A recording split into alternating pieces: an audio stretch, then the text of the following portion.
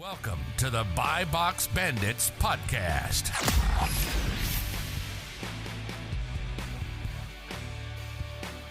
Welcome back to the Buy Box Bandits podcast. Today we have an episode unlike any other we've had prior. It's just the boys today, and we're going to be walking through a beginner roadmap for all our listeners who are new to Amazon, want to get started, 0 to your first sale, your first sale to your first 100 sales, and so on, how you can actually hit the ground running and go from, making your first sale for $6 to go ahead and start making hundreds and eventually thousands in profit monthly. We've all gone through this process. We all have stuff we would have done differently if we could do it again, knowing what we know now. So this will be a good introduction episode for any of you guys who want to know technically how to get your first sale and how to actually get rolling on Amazon. So how we doing? What's going on?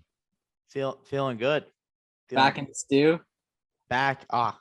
Very happy to be back in Miami. Feels like home now. Feels like I got my air conditioning fixed, so that's good. And Yes, you sir. got He lost his shower. No, I lost the bathtub and got a walk-in that's shower. right. Yeah. Very upsetting. Is that a net positive or net? No, that's a net negative. All No, around. it's a big time negative. That's- Are you a bathtub guy? There were like jets in the bathtub, and it was great. The bathtub hit hard. It You did. should launch a private label bath company. Dude, the landlord told me it was like 10 grand to replace it. So I understood why she didn't want to, but Was it worth enough to fork that 10 G's up? if I owned the place, 100%, I would have done it. But I mean, it is what it is. Can't win them all. But Yeah. yeah. So for context on when we all got started, I got my first sale in July 2019. Danny? October 2019. Yeah. Or November. 20. I don't even know. What we're in 2022. You can check your account, but I mean, not right now, but Yeah, I something think like March. April 2020, I would assume. Yeah, April, March, something like that. May somewhere in that range. Yeah. Yes. So we've all been selling now for almost 2 years or 2 years. Yeah. And Yeah, just about. Yeah. we're gonna be bringing you guys some tips because at first the learning curve is pretty steep at first. Like there's a lot, people are giving out a lot of things. You get like Keepa, Jungle Scout, Inventory Lab, like the Smart Scout. There's a whole bunch of things people are throwing at you. You got private label, wholesale, online arbitrage, retail arbitrage. Some I'm missing. Yep. And you got a lot to choose from. So hopefully the goal of this is to kind of get you through what you need. Like kind of start with a lean operation and kind of get you on the right track. Yeah. At the beginning. And Yeah. like you said, the learning curve is very steep, but pretty much everything besides finding items and like acquiring capital, you only need to do once, right? You only need to learn to create a shipment once. You only need to make, can only make your first shipment once. And just that validation that we're not just talking heads on the internet. Once you get your first sale, you can do it 100 times. I remember my third or fourth sale I ever got. I was sitting in an unpaid internship, July 2019. Your boy was wearing some corporate stuff. I had the slack down on, and even dress shoes. One of the last times I ever wore dress shoes. Sold a book that I got for free for $86. It's like $70 profit or something like that. Pretty eye-opening experience. Then went on to not make a ton of money on Amazon for like the next year and a half, and then eventually kind of figured out last year over the summer and the spring.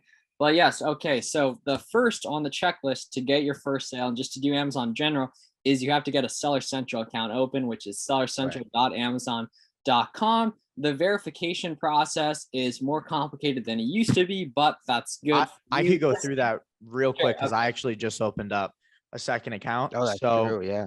Pretty much you need a bank account with the address on the bank account has to be the same address on your store at the start to do the verification. You can change it later. And then they're going to send a postcard via UPS to that address. And I think they'll only send it twice. I actually missed the first one and I was kind of panicking. Yeah. But then they sent it again. And then That didn't even used to be an essential part of it. Yeah. I never actually fulfilled that. Yeah. And then you verify the address, and then you'll have some people have to do this. I know one person who just recently opened up an account didn't. I have to do this, or I had to do it. You have to get on like a video call with an Amazon rep and show him your passport or your license and your bank account statement. And you have to give an actual bank account month-end statement. So if you open up the account on the 1st, they're not going to accept like a opening account certificate. Like it actually has to be a statement, because I tried to do that and they said no. Oh, so you created a business account specifically for Yeah, that? you can do a personal account, but the biggest thing is if you do a personal account, then you have to say you're an individual, and all of the names and addresses have to be the same. Don't start with any PO boxes. Just do the address that's on your license, or that's on your license and everything. Do everything the same at first, and do it right the first time. Because once you start messing up, Amazon does not care. They don't care if you can't get your account open. Like they got. Well, they'll never care, because to them, we're just a number, right? I mean, they literally do not care. If you they're can't not get your gonna miss account if open, any of us. Yeah. So do it right the first time. Like triple check everything so you can get it open. Yeah, don't sweat it. Like everyone that actually goes through it, that gets it done. Some people like really lack on it, and they probably weren't going to make it anyway. But Yeah. like you guys, and GMI. if you're listening to this, you can do it. You know what I mean? Like It's pretty easy. And there's some good YouTube videos that will walk you through it as well, step by step. So check those out. But it's very easy. It's like creating any other account. There's just follow instructions you can walk through. And Yeah. all right, so once you get that open, you should not be worrying about how you're going to figure out shipping. You should not be worried about how you can go ahead and create a shipping. You can learn all that. All that stuff is commoditized. You can learn it from a tutorial on YouTube. Your priority is getting your first sale, even if that's merchant fulfilled. It's not even a bad idea. Well, before the first Well, sale, before we get there, do you Yeah, want to you gotta- distinguish between a professional and individual account? Do a professional account. Do a professional account if you're listening.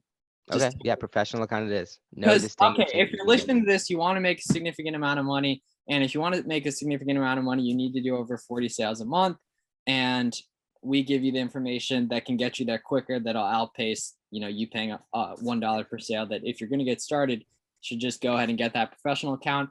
I'm pretty sure the $40 a month that it costs isn't even factored in until you get your first sale, and it's just taken out of your balance sheet, so it's not like it's charged on your card or something like that. It's just factored into your balance. I didn't see the charge. It used to be they would just rip the $40, and one of my friends had it done for him like 3 times, and he kept getting declined. Did But he yeah. even start on Amazon ever? No, and you know him, but I won't mention him. But Oh, all right. but yeah.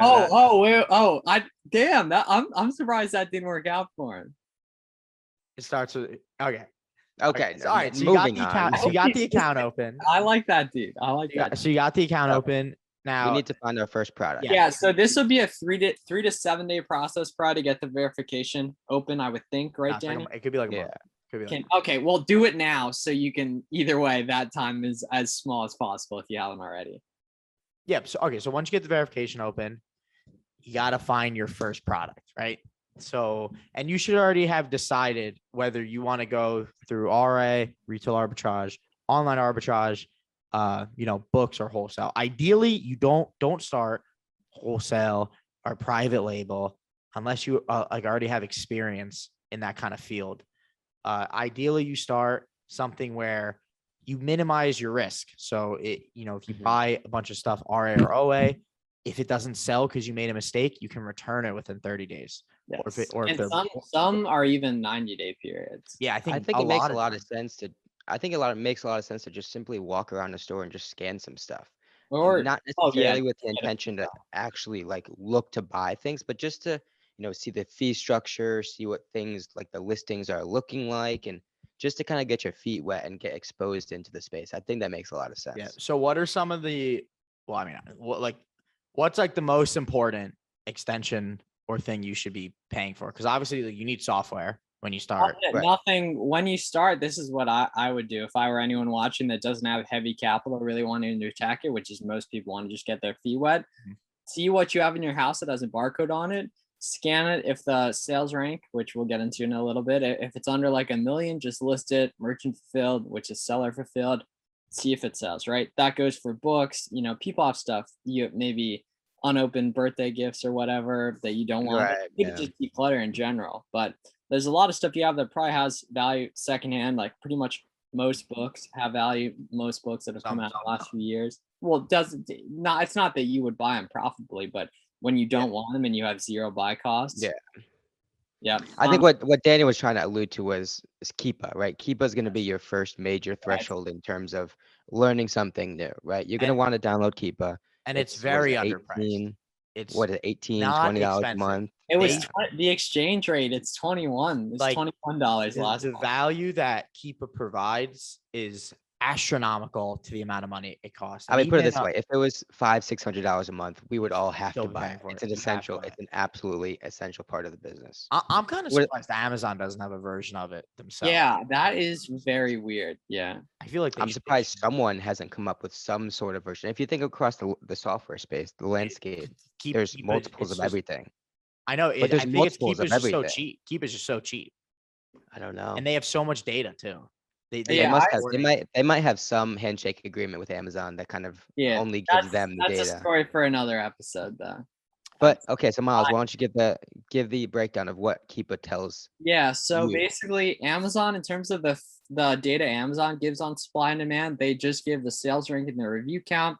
The sales rank being more important, the sales rank just shows how that product sells in respect to the other products within its category. For example, the number 5 best-selling book is at that time, that instantaneous moment in time, how that book's performs compared to the other tens of millions of books in the book category. And all categories are not created equal, right?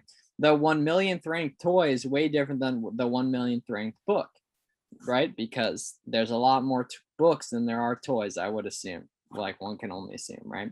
So, and just based on the pricing, right? Books you can buy in a thrift store for like $1, right? So you can pay $1 for a book and sit on it for 3 months. If there's a high probability you'll be able to turn that $1 into 4, right? Especially if you're FBAing stuff. But basically learning sales rank, learning Keepa, and what Keepa actually gives you that sales rank doesn't is sales rank shows you the demand in instantaneous moment in time. The Keepa is a graph that shows you the sales rank over time, the amount of other sellers on the listing over time, and the pricing as well. So you can see if it's something you're going to want to go deep on. We do obviously recommend placing test orders, how that item's actually done over time, not just how it's doing right now. Yeah. And I saw a tweet you put out, Miles. What are the 3 points of analysis for every purchasing decision? Yeah, so don't worry too much about this if you're new. Like if you're new, just list what books you have, stuff like that. Just merchant fulfilled, I would say, just to get a first sale. But yeah, what you can buy it for, what it actually sells for, which is shown in Keepa, not what it's listed for, what it actually sells for, which you can see in that Keepa chart.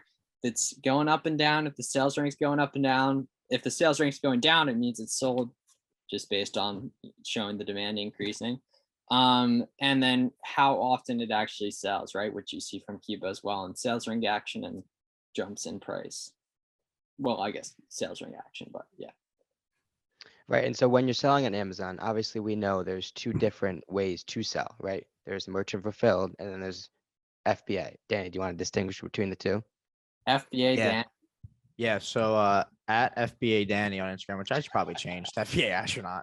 Yeah. But it'll so be at FBA's fulfillment by Amazon, this is how you get the Prime logo on your products. And this is where I think it's like around 80% of sales on Amazon happen via FBA products, or when it has that Prime shipping logo. And exactly. And that Prime shipping logo derives from the fact that Amazon can get it to you with that guarantee, whatever it is, 2 to 3 days, regardless, just fast. The way they do that is by holding products in their fulfillment center, which is where the FBA model comes in. So us as sellers, we ship our products bulk to Amazon and they then pick, pack, and ship them from their warehouses. That's how your items can then be sold Prime, which algorithmically gives you more push to get more sales in the buy box, which we'll talk about later. So FBA stuff when you can, because you'll get sales quicker. And then merchant fulfilled is you have to pick, pack, and ship your items. Now you buy the shipping through Amazon. It's heavily discounted. It's amazing. Oh, it's great. Yeah. But when you fulfill things merchant fulfilled,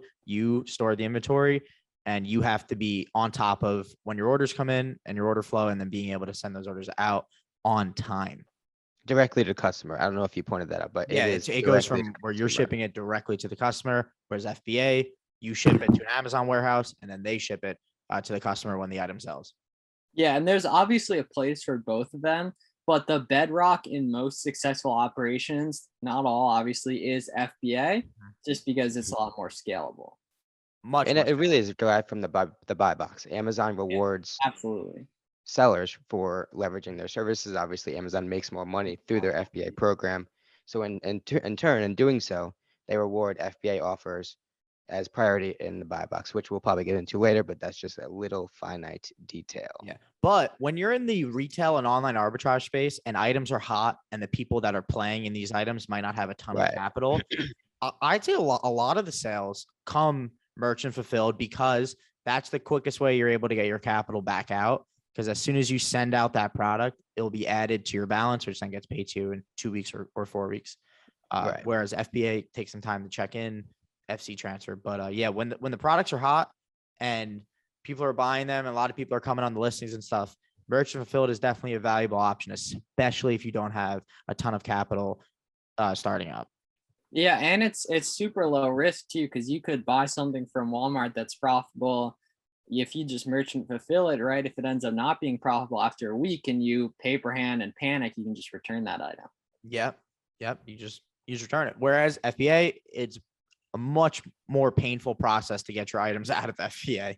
Yeah, and I really want to preface this that none of the stuff we're talking about has to be either or, right? I do mostly FBA, but a lot of merchant fulfilled people ask, like, should I do retail? Should I do online arbitrage? Should I sell books? Why not all of them at the start to figure out what works best for you? You've noticed if you listen to some of our other episodes that everyone has unique systems. We've had video game sellers, private label sellers, online and wholesale sellers in specific episodes, all doing, $1 million in revenue, multiple million in revenue. And it shows the way that not everything has to be either or. It can be a lot of and in a lot of cases. So as a new seller, something that people will eventually come across when they're sourcing, when they're trying to find those first couple products is what's called gating. Do one of y'all want to walk us through? You walk us through it. You walk us Yeah. through it.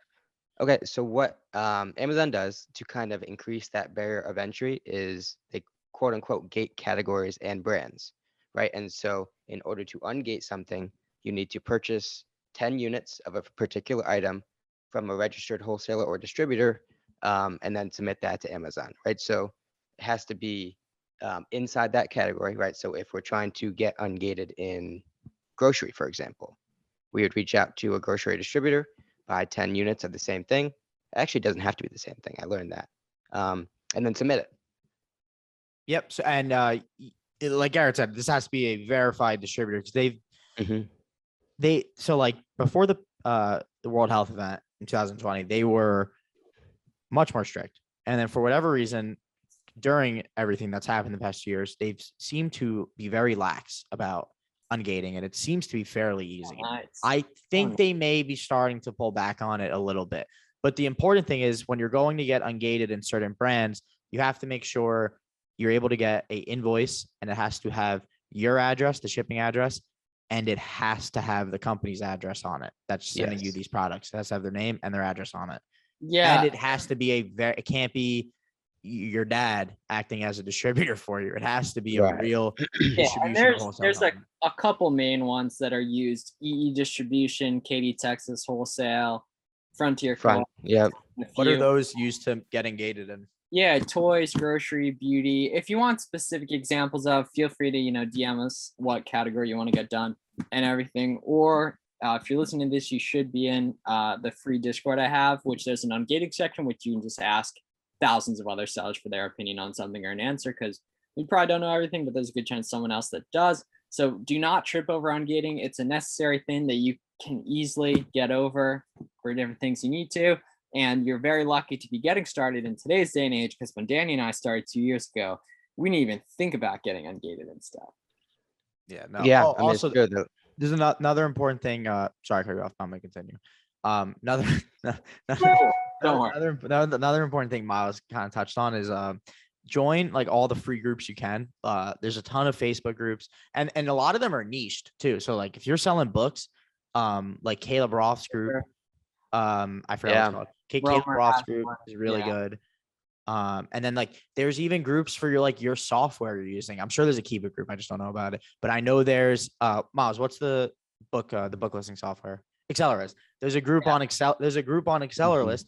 And then by the way, in these groups and then on the like Accelerist and other websites and tools you use, there's usually almost always tutorial videos, and they're like, and they're extremely detailed because they're made by the people that created this. So if you don't know how to use Accelerlist or Inventory Lab, look for the tutorials on their website or the ones that are made by them. And they're, Yeah, and you can they go also through just everything. search them on YouTube too in general. But the Amazon community is very tight knit, right? Like a lot of the founders of these softwares and just other people in general, like are active in these communities. You should take advantage of that because I mean, I would be nowhere if I wasn't active in the Amazon community. We wouldn't, have ever met each other or anything like that. Like, do not be scared to talk about it. Some Amazon sellers have a total scarcity mindset, will never talk about anything like that. And that's why opportunities won't come to them the same way opportunities will come to us. We're active trying to meet you guys and everything. And that literally, it kind of sounds ignorant, but it's completely facts. Yeah. Also, if you ask, so if you ask a super specific question to like a majority of people on Twitter or Instagram that are on Amazon, if it's like a very specific question, because if it's a problem you're having, if it's not like, how do I find products or how do I get ungated? If it's like a very specific, a lot of times people will answer it. Like how many to place the test order and stuff like that. Like I've said this in a couple podcasts, I think, but the quality of the question you ask in our first initial reaction gives me a good indication of how successful you'll be, at least, generally speaking, right? If you're one of the people who says, how do I get started on Amazon? October 11th, I say, make an account. Then November 17th, you said, how do I find products? And I said, do you have an account open? And you didn't even respond, which is some of you guys. It shows that there's, a certain amount of things you just need to be able to figure out in yourself for search on Google or something like that. And I mean, we all, find ourselves asking dumb questions sometimes, but a lot of the stuff can literally just be solved by Google. Another good resource is the Amazon seller forums. Specifically, if you ever get notices from Amazon on different things like that, you can search Amazon seller forums and then copy and paste the notice that was given to you. You can find people that have ran into similar situations and get those. The seller forum is really good. You'll find me under there, under Danny's bookstore with a rocket emoji, and I fire back at people sometimes. Amazon seller forums are fun. Oh yeah, you were beefing with people. Because a lot. If you have a question, I mean, it's like almost always on the Amazon seller forum because they index the whole thing, so you could go back years. And, and I mean, they even promote the seller forums, I'm pretty sure. And they pay, like, people from Amazon are paid to moderate it and answer questions. And then there's a few people you'll see like always on it that are answering. And just, I mean, we kind of got sidetracked, but you want to be as involved with the community in general, right? Join the Discord, follow us on Instagram, get in the comments if you have any questions. The closer proximity you have to people who are really doing this and everything, the more success you're going to have, because let's be honest, you probably don't know anyone in real life who's doing this or has done it or tried it before, even knows about it in general. So it's just difficult to find answers for different things. And by taking advantage of the free resources you have and paid out there, you can really get ahead. Yeah. You could lone wolf it like that. It's possible, but it's just going to take like 5 times. It's pointless, and it's more fun when you're talking to people, meeting people. And there's just the thing is, there's so many little things that you're gonna come across that are almost too niche to like Google and figure. So many little things. Like even just talking to someone like in person, like be like, hey, like, I'll get this one. Do you adjust your like shipping time, like deep in the settings on your MF order, or it's called your handling time, because it's defaulted to 2, but you could change it to 1. That is such a good question. And shipping templates, because someone's actually selling stuff when they ask about that. Definitely. And just in general, like I've been doing this a while, over 3 years now, 3 years, January 22nd, I think was the first time I made a post on Instagram on the account. But like we're here for a reason, right? Like I'm not gonna sit here and lie to you. Like I make money from social media in general too, but like the relationships built, helping people, it's also, very fulfilling and everything.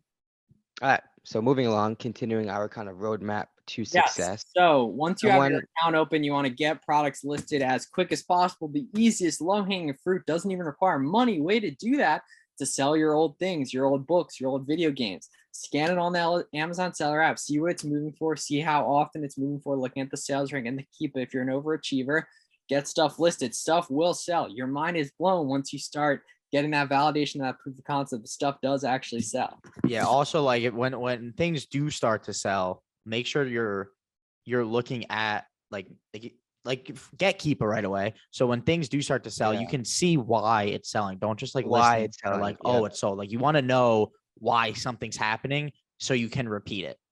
Right. Yeah. And you And can like, learn from everything you sell. Like Just gotta everything get you sell, you can learn.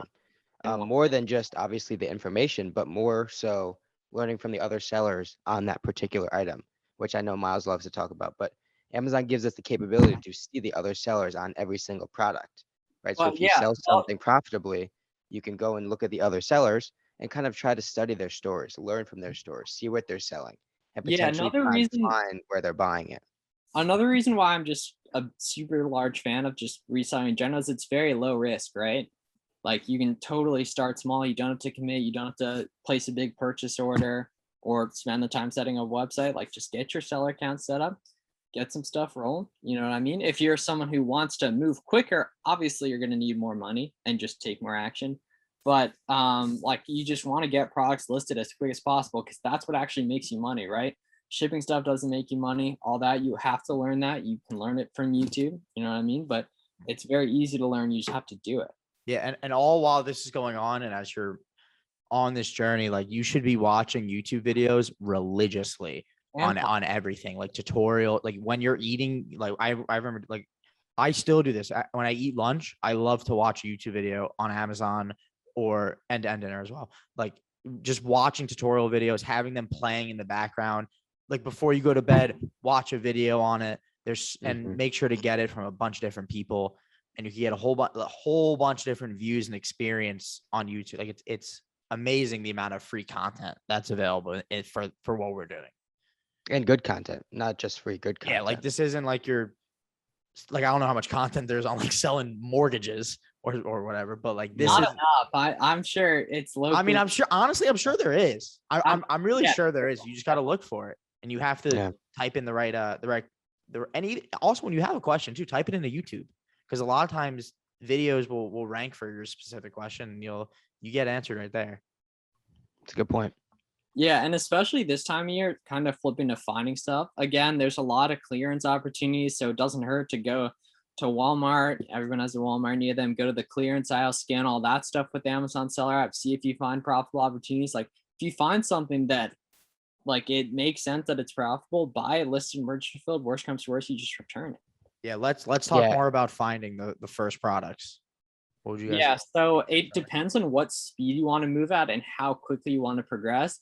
Honestly, at this point, like I might even go just start doing arbitrage straight away over books. Like if you're someone that has 500 bucks, like it's go time, like time to make money. You know what I mean? No And point to in be going- honest, if you don't have $500, make $500. Yes, exactly. Like flip some couches, pick up some free stuff from Facebook Marketplace. It's going to make the Amazon part of things a lot easier because you won't be afraid. And sure, there's risk, right? But if Amazon doesn't work for you, you won't have money. But you'll at least have that experience, and you'll probably get exposed to something else and try that. But if you never try anything, you'll never make money. Yeah, Yeah. if you're actually at zero, get a job for like a week or two, save $500. Longer than that, you definitely, and a lot, we're speaking a lot to like the team where we were when we were starting, but totally get a job. You know, like what I we mean? were all working when we started this. I was doing DoorDash religiously. You were a dog on DoorDash back in the day. Yeah, it was easy, and the bonuses were ridiculous. Like I remember making like skipping track $100. practice. Yeah, I would skip Friday track practices and go DoorDash as like I was like a beta dasher in Northern Jersey in like Newark. It was hindsight should not have done it, but it worked out. What is it? Can you define a beta driver? Like I was like a beta tester for DoorDash in Northern Jersey. So the bonuses were very good. But anyway, if you don't have money to start, get money. Danny would leave school early to go DoorDash back in the day. Dude, I was on the grind. Easy on the grind. All right. Anyway, back to it. Finding your product. So if you have money, like there's a lot of people that hit me up and they have $1,000 to go at it. I would, depending on how much, it's always going to be easy. Like a lot of people that have been like they've had a little success, but they haven't broken out to like thousands a month in sales right now, profit in sales. You got to start paying for leads, in my opinion, or spend a ton of time watching YouTube, or both, preferably. But like a lot of these groups that focus a lot on seasonal opportunities and everything, they're so good for beginners because they give you the opportunity to find retail arbitrage stuff, using Brixie, stuff like that, you can sell really quick for high profit margins that'll give you validation very quickly. So I know some of us, we might disagree on that, but I'm definitely a fan of that. And that worked a lot for me back in last February and March, specifically on the hair clipper loop that ended up making all of us a huge bag, was from one of those. Yeah. No, I mean, every season throughout the year, there's going to be some seasonal quote unquote bolo item that you can find local that you can sell, whether it be in the summer, whether it be chlorine or pools, or in the fall, winter time when it's decorations. patio heaters. Yep. Decorations for Christmas. There's always going to be something you can find local that you can then list on Amazon. Yeah. It's just a matter of. Go Sorry. ahead. No, you got it. I was Just a matter finished. of- Okay. Sorry. I feel like Miles. Anyway. What happened? Nothing. He wasn't paying attention.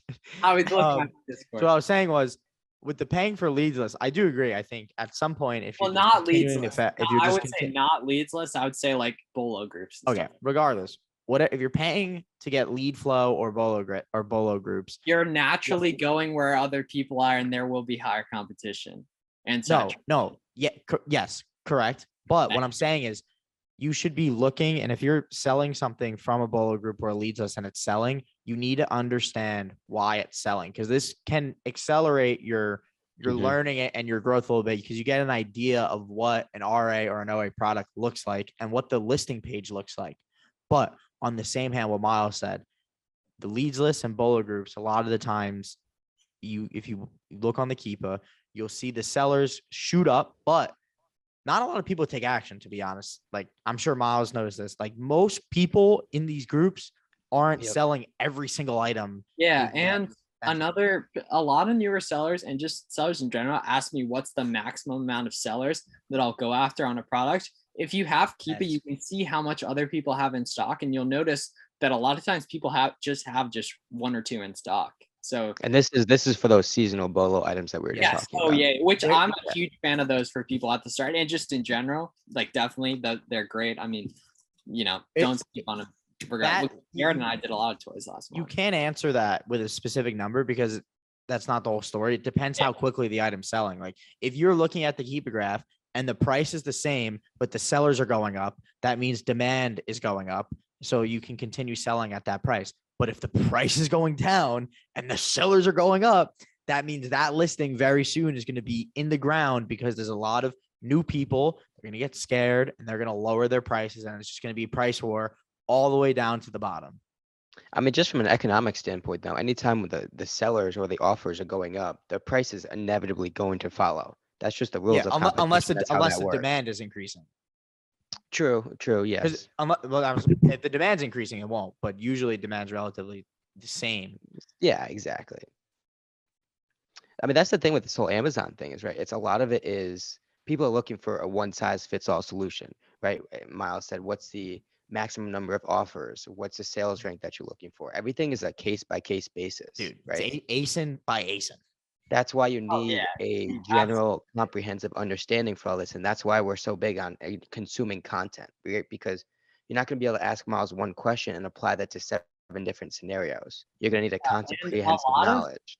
I think, and we've seen this, like there's a concentration of opportunities every once in a while, and you just have to be good enough to stay afloat while, stuff chugging along, right? And then an item comes up or something you're on spikes up in price, or you're able to find something you're already selling way cheaper than you were. There's naturally a few massive upticks during the year. We've seen it. I've been at pretty much 10, 11 months at this point, full time, focusing on it. Like, there was one in August, obviously a lot in December that really spiked up, and it's just staying afloat, keeping making money during that, and then taking big advantage of things that come up where you can really go hard. Like, Danny, remember you buying all that stuff in the parking lot when we were in Florida, all that little things like that, where you can really make a quick bag off opportunities and just staying afloat. Otherwise, keeping at it and keep chugging along with stuff. Yeah. And the ASIN by ASIN, like everything, it's really a case by case basis. Like, I sell products where the Keepa graphs, like they don't look that good, but the things are selling. Like, the Keepa gives most of the story, but not all of it. Eventually you got to list the products to see how they're doing. Because sometimes, like, Keepa's not going to give you if it's selling in multiples. It only knows when a sale occurs, and no one knows how it's really derived. But the idea is that when there's a drop in a Keepa graph, there's either one sale or a group of sales that have occurred in a period of time. But again, Right. when you're in these, if you're in a leads list or a bolo group or you're selling profitable products, you'll see what a profitable Keepa, like once you understand it, you could look at a Keepa graph and like we all could, and we'll know right away if the product is selling right away. Yeah. Mm-hmm. And you could tell it's pretty easy once you Yeah, understand. and also like not all margins created equal, right? There's some people, and this is neither way is better or worse, just like whatever's better for you, that focus only on super high ROI stuff, but they end up driving around all day to retail stores. There's other people that are chilling, using leverage capital and everything and making 30% ROI a month. There's different levels and niches you find, but the more you dig in, start talking to people and everything, is the easier you'll come up, right? We've talked about the origin story we all had. We were on Zoom, probably like a few weeks straight every single night, chopping stuff up about everything. Like it quickly got to the point where Garrett would FaceTime us in the morning. We'd wake up, we'd all buy these OA products together till they sold out. Like it's a lot easier if you can find some homies to do it with. And that only comes from being in the community and everything. I've seen people literally, dude, I did a console with like last month and everything. He's already making friends. He got a couple hundred followers on Twitter. He's helping people out. He showed me a really cool thing. And it's just much easier when they're in the community. And luckily you get free access to a lot of this stuff. Yeah. And Yeah, so we've spent most of this time talking about getting started and kind of what that looks like. What does it look like taking this thing from a couple thousand to potentially 20,000, 30,000 a month? How does this thing? Spending a lot more and finding your own leads. So yeah, I mean, at some point, you just have to find your own leads. Like you could get started with the leads groups, but at a certain point, like you just got to find your own leads, and you also have to be conscious of your opportunity cost with your capital. However you're getting it, you have to be That's conscious. something I talk about a bunch. Because you'll see like me or Garrett or Miles talking about like we're in a position where we could float a large order at a 10% or 12% margin and be okay paying for it and not having the money back. Whereas at the start, you can't really do that. Like you have to be conscious of the opportunity. Your dollars are a lot more powerful, and margin and ROI is not created equal. There are fees. So if you sell an item for $100 and you make, $10 profit, that's a 10% margin. But if you bought that, I'm not going to do the math. But if you made 30% ROI on that, some people on socials would say 30% ROI is low. 30% ROI is amazing when you're theoretically, if you're using credit and you're selling something within a week or two. I'll take 30% ROI all day. My average is a little higher than that, but I'm looking to scale, man. I'm looking to sell as much as possible. I could care less the difference between 30% ROI and 40% ROI, but if I'm moving 100 units, it's a good return. Yeah, think about it in I guess like what the typical stock market portfolio returns year over year. It's like, what is it, like 8%? Yeah, I mean, and we're talking about making these returns on like a 30 or a 45-day rolling basis. Like it's on demand. It's on demand by choice, right? That's the main thing. Sorry about technical difficulties. Miles' computer died, and but we are back. We were touching on the opportunity cost of money. So I had mentioned at the start, you have to be really conscious of, and especially when you're scaling, you have to be conscious of the opportunity cost of your money. And so Garrett, you asked like tips for going from like you're only selling a few products to really trying and scaling this thing into like it's pretty much 6-figure business yearly. I don't know if you guys have anything going from like a few thousand to 10K. Yeah, so it's taking what you know and executing on it more, right? Once you're making a few thousand in sales a month, you'll eventually start naturally outsourcing things. If you're doing a lot of FBA, you're already naturally outsourcing a lot of things with the individual fulfillment. You'll also want to eventually start repricing, which repricing, for what those of you don't know, is basically software you can put in that works with your Amazon account on your listings. You put in a minimum and a maximum, and it works around Amazon's algorithm to get you as much buy box share as possible. The buy box is basically the buy it now option on it. If you go to a product and you'll see sold by, shipped by, it'll probably be Amazon.com, shipped by, and then sold by, sometimes it'll be Amazon.com. That's the buy box option. And you want to be in that as much as possible because that's where the majority of sales occur. Right under that buy box option is you'll see like sold by, 3 others or 4 others from $17. That's where you see the other options. Those are where you can find a lot of gold mines sourcing products, because you can look inside people's stores and see what they're selling, and they wouldn't be selling it if they weren't making money on it. That's a little more advanced strategy, but that's worked well for us in the past too. Yeah, it's good to just kind of glance. Like, I wouldn't copy someone's store like item for item, but it's good to look at. You have no idea what they paid for stuff and everything. Yeah, but it's good to look at it. There's no guarantee that you can find exactly where they bought it from. They could have purchased from a sale. They could have purchased in store. Like, there's a lot of factors, but it's good to study. It's good to look, because you can study the Keepa graphs and you can understand what a profitable item or what a profitable item did look like at some point, because at some point, someone thought it was profitable. And so you can kind of look and see where and when or why they thought it was profitable. I think that pretty much entails everything you need to know to get started, to get your first sale. If you don't have an Amazon account yet, that is the first priority. Once you have it set up, getting your first sale is a priority. Even if you don't make a ton of money on it, even if you lose a few bucks on it, getting that proof of concept that it works and everything, you see that, billions of products are sold a year by third-party sellers, and you can get your piece of that pie. We're not just talking heads. This stuff works. It's how we all make a living. If you have questions, please let us know in the Discord, in the comments and everything. We really appreciate you watching, and we are excited for a great year in 2022 on Amazon. This stuff really works. If you take action, it can do good stuff for you as well. And we will see you guys on Friday for the next episode in the morning. Goodbye.